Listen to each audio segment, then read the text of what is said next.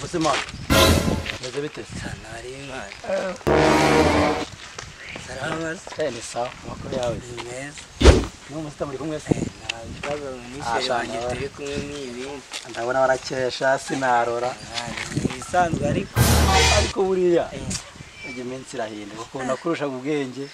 mani cyane nawe mweruka twigana mbona ubuzima bwagenze gute ubuzima bwaranze mani mari gukorera ijana ahangaha mu muhanda turanga ku muhanda nari cyane mani nese mani wadushyire nk'umujama twiganye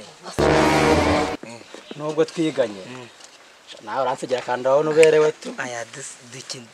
dushyire nk'umujama twiganye kwa tubana go hambere uzubwenge se ubwo wowe nta cyago byakura ntabwo byashoboka wambaye icyo nambaye icya urambwiye gudagira nese mani urumva ushaka iki nyine zana mbaye neza nk'agaciro aho ngaho njya kwirira umugati ntaribi sheri yamoye twaganye nk'umujama ubuzima niwe nyine dushyirireho ntare no umwari nyabusa umwari yarajyamye arotora inzozi nziza zarangije kuziyoka akari inzu yaze mani kutwika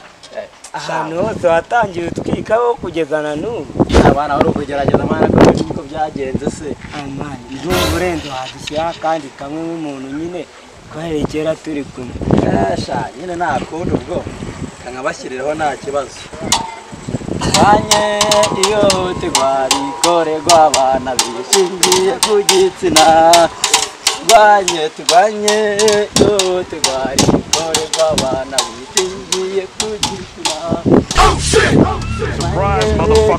mani uzi ibintu bibaye ntibikize kandi ndaruramutima umva ni umuntu twahuriye kuri fibe turaganira ambwira ko ankunda umva ambwira ko akora muri biro ako ikintunguye muri byose ntuko akorera ijana ku muhanda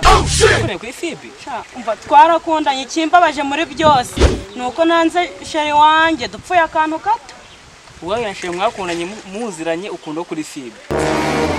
urukundo si mwana ntawamenya uko rumeze umva birambabaje cyane gahunda ari umuntu ukorera ijana ku muhanda yarambwiye ngakora muri biro akabazo k'amatsiko nese uko umubonye ku muhanda uba ugiye kumukorera iki noneho fasha nkwereke no we sheri Bombo clock.